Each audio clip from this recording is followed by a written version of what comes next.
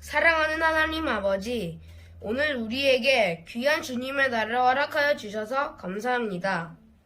요즘 오미크론의 확산으로 인하여 함께 모여 예배드리지 못하고 비대면으로 예배를 드리고 있습니다. 하루빨리 코로나가 종식되어 모두 한자리에 모여 한마음으로 예배드리게 해주세요. 오늘 말씀 전하실 전도사님에게 주님의 힘을 더하여 주셔서 우리에게도 그 말씀이 마음에 심겨져 한 주간 생활하는 동안 승리하게 해주세요. 예배를 마치는 시간까지 함께하여 주실 줄 믿사오며 예수님의 이름으로 기도드립니다. 아멘. 안녕하세요 친구들, 한 주간도 잘 지냈나요? 설교 시간인데요. 우리 친구들 말씀 들을 준비 되었나요? 이제 말씀을 전할 텐데 꼭 집중해서 들어주길 바래요.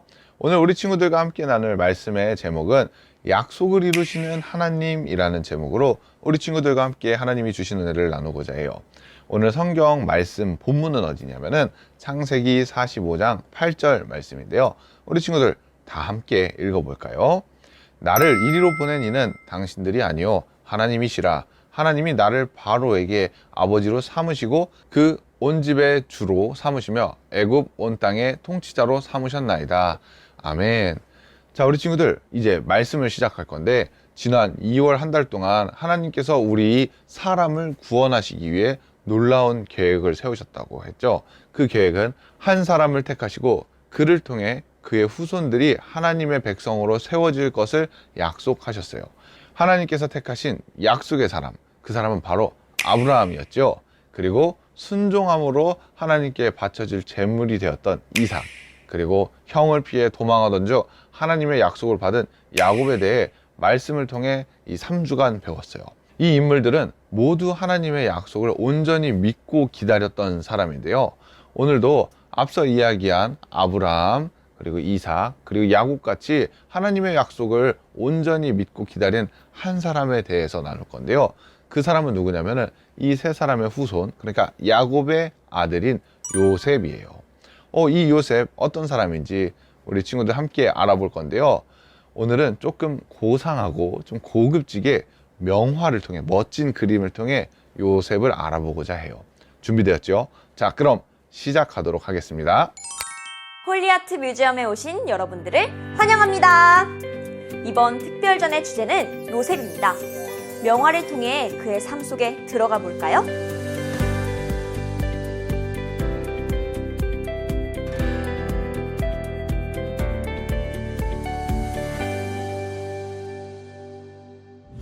첫 번째로 소개해드릴 그림은 19세기 독일의 화가 피터 폰 코넬리우스의 작품입니다.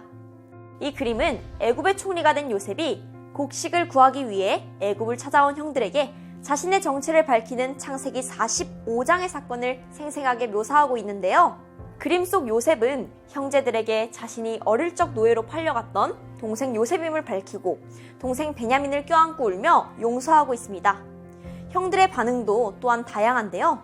감격하며 눈물을 흘리기도 하고 의심의 눈초리로 노려보기도 하고 보복하지 않을까 두려워하기도 합니다.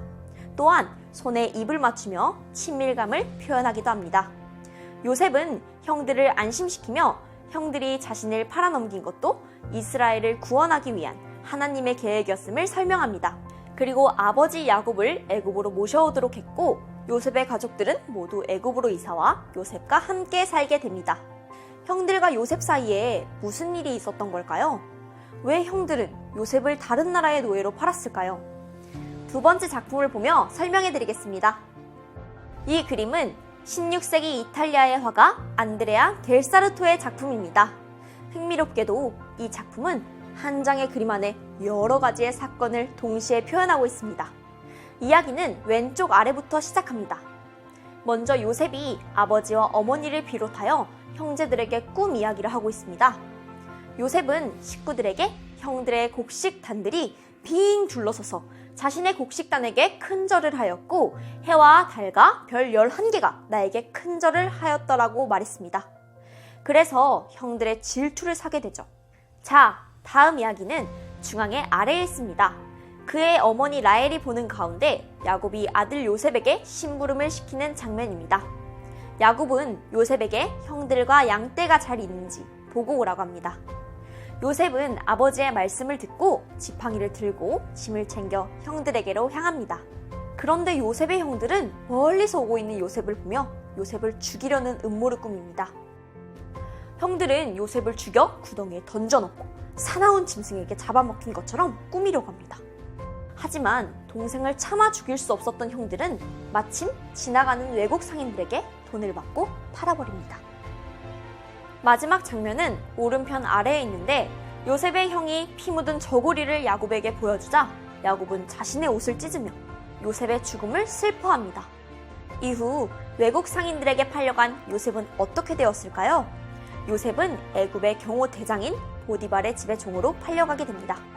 성실하고 총명했던 요셉은 주인의 눈에 들어 주인의 모든 재산을 관리하는 자리까지 올랐습니다. 그런데 요셉은 자신을 유혹하려다 실패한 보디발의 아내에게 모함을 받아 감옥에 갇히는 신세가 되고 말았습니다. 요셉의 인생은 이렇게 비극으로 끝나고 마는 것일까요? 당연히 아니겠죠. 요셉의 인생에 반전이 일어나는 사건이 벌어지게 됩니다.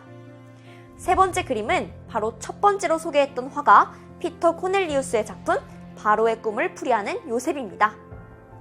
어느 날 밤 애굽의 왕 바로가 꿈을 꾸었는데 하도 마음이 뒤숭숭해서 나라에서 최고로 지혜로운 사람을 불러 꿈을 해석해보게 합니다. 하지만 아무도 그 꿈을 해석하지 못하죠. 그런데 바로의 술시종을 들던 신하가 감옥에 갇혀있을 때 알게 된 요셉을 생각해냅니다. 왕은 감옥에 있던 요셉을 데려오라고 하였고 요셉은 왕의 꿈을 해석해주게 됩니다. 7년 동안은 풍년이 올 것입니다. 하지만 이후 7년은 흉년이 될 것입니다. 그렇기 때문에 풍년에는 곡식을 잘 저장해두어 흉년을 대비하십시오. 요셉이 바로의 꿈을 슬기롭게 풀이하고 그 대책까지 세워주자 왕은 그의 비범함을 보고 총리로 세웁니다. 이렇게 애굽의 총리가 된 요셉은 풍년이 든 7해 동안 양곡을 사들여 창고에 저장하고 7년 동안 기근이 들자 곡식 창고를 모두 열고 곡식을 팔아 기근을 이겨냅니다. 그런데 이 기근은 이스라엘에 있던 야곱과 그의 가족들에게도 닥치게 되었습니다. 그래서 요셉의 형들은 애굽에 곡식이 있다는 소식을 듣고 애굽으로 오게 된 것입니다. 홀리키즈 친구들, 명화로 만나본 요셉의 인생이 어떤가요? 우여곡절의 대명사로 꼽히는 요셉. 그러나 요셉은 자신을 팔아버린 형들에게 분노하거나 감옥에 갇힌 자신을 보며 절망하지 않았습니다. 요셉은 오히려 두려움에 벌벌 떨고 있는 형들에게 이렇게 고백합니다. 나를 이리로 보낸 이는 당신들이 아니오 하나님이시라. 하나님이 나를 바로에게 아버지로 삼으시고 그 온 집의 주로 삼으시며 애굽의 온 땅의 통치자로 삼으셨나이다. 창세기 45장 8절 말씀. 요셉은 자신이 당한 고난들을 형들 때문이라고 생각하지 않았습니다. 이 모든 일을 계획하시고 인도하신 분이 하나님이심을 알았기 때문입니다. 명화를 통해 성경 속 이야기를 알아본 홀리아트 뮤지엄. 벌써 마쳐야 할 시간인데요. 친구들, 다음엔 또 어떤 명화로 여러분 곁을 찾아올지 많이 기대해주세요.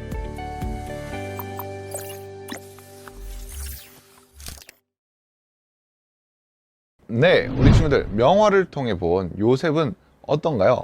어떤 인생을 살았나요? 크게 세 작품을 통해서 요셉의 인생을 보았는데 작품을 통해 보았듯 죽을 뻔한 요셉은 하나님의 은혜로 상인에게 팔려가요. 그리고 애굽에서 보디발이라는 장군의 하인이 되는데요.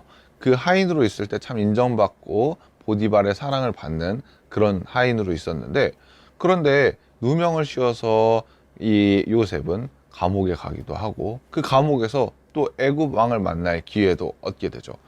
그리고 요셉의 능력을 알아본 애굽 왕은 이 요셉을 애굽의 총리로 세웠어요. 그리고 시간이 지나 애굽과 주변 나라들이 가뭄이 찾아와서 곡식과 먹을 것들이 다 떨어졌을 때 요셉의 형들은 애굽 땅까지 곡식을 구하러 오게 되죠.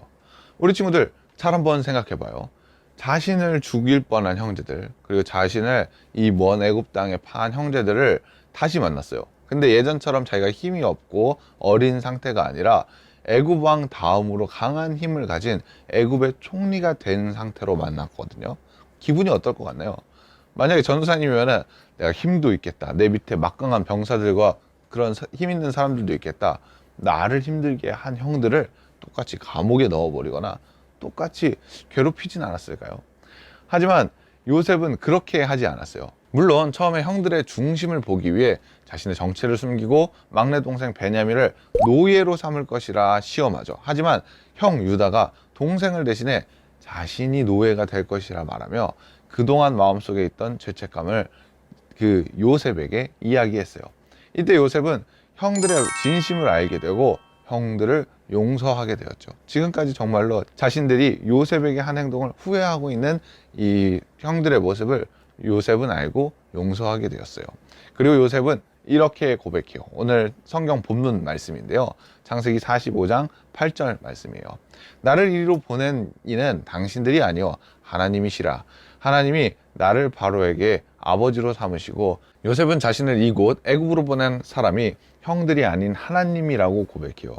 하나님께서 요셉을 애굽 땅에서 바로의 아버지와 같이 영향력 있는 사람으로 만들어 주시고 애굽 온 땅의 통치자로 세워 주셨음을 고백해요.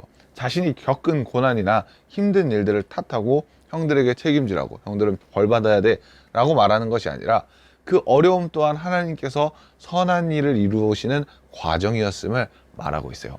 우리는 이 요셉과 같이 생각해야 해요. 우리가 꿈을 꾸고 그 꿈을 이루어 갈 때, 우리가 살아나갈 때 혹여나 내 생각대로 되지 않는다고, 그게 잘 풀려가지 않는다고 하더라도 모든 것을 이끄시는, 또 이루시는 분이 하나님임을 기억하며 하나님께서 앞으로 이루실 일들에 대한 일들을 기억해야 해요. 우리가 믿는 하나님은 요셉의 꿈을 이끄시는 하나님이에요. 우리 하나님은 우리 여의도 침례교회 초등부 친구들의 꿈도 이끌어 주실 것이에요. 우리가 생각한 방향대로 이루어지지 않더라도, 또 너무 잘 되더라도, 좋든 나쁘든 언제든 하나님께서 이 길을 이끌어 가실 거라는 것을 기억하는 우리 친구들이 되기를 소망해요. 네, 자, 이어서 홀리 퀴즈 시간인데요. 오늘 홀리 퀴즈는 바로 이거예요. 요셉은 여러 고난과 역경을 하나님의 은혜로 이겨내고 끝에 애굽에 이것이 되는데요. 이것은 국가의 왕 다음으로 높은 자리고 나라를 운영하는데 큰 역할을 하는 사람을 말해요. 이것은 무엇일까요? 네, 정답이 너무 쉬워서 힌트는 전도사님이 주지 않을 거고요. 우리 친구들 정답을 알면은 전도사님이나 각반 선생님에게 정답을 보내주세요. 그러면 전도사님이 5달란트씩 꼭꼭 적립을 해줄게요. 그럼 우리 친구들 오늘 예배는 여기까지고요. 전도사님이 기도로 예배 마치도록 할게요. 두 손 모으고 두 눈 꼭 감고 다 함께 기도해요. 사랑해 주님 감사합니다. 오늘 성경 말씀을 통해 요셉의 삶에 대해 배웠습니다. 이 삶 속에서 하나님이 요셉의 삶과 또 꿈을 이끌어 가시고 또 이루어 가시는 것을 우리가 말씀을 통해 배웠는데, 우리가 이것을 잊지 않고 꼭 기억할 수 있게 주님 도와주세요.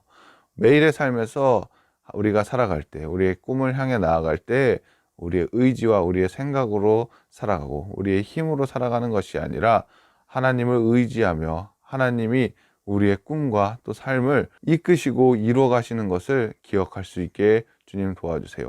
어떠한 상황이 펼쳐져도, 어떠한 환경이 찾아와도 모든 것이 다 하나님 은혜임을 고백하며 하나님만을 의지하며 나아갈 수 있는 우리 여의도 침례교회 초등부 친구들이 될 수 있게 주님 도와주세요. 감사합니다. 주님, 예수님의 이름으로 기도합니다. 아멘. 우리 친구들 오늘 예배는 여기까지고요. 그럼 다음 주에 만나요. 친구들 안녕.